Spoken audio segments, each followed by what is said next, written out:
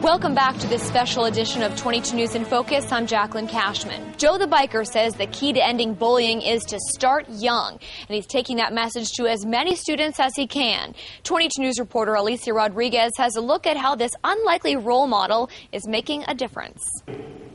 Wow. A raise of hands showing just how far-reaching the problem is.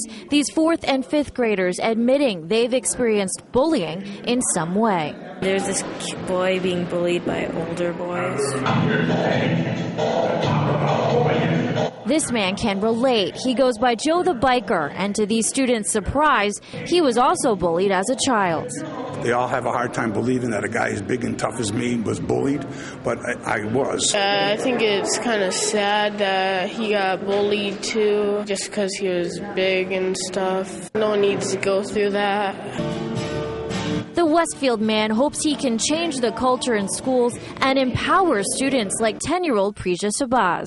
People treated me differently just because I was small, and they thought that if they bullied me that I wouldn't do nothing, and they threatened me if I would tell a teacher.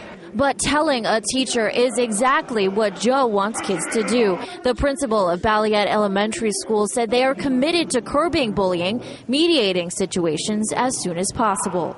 Well, I don't think it's particular to BALLIOT. I think it is. That's why it's so much emphasis right now.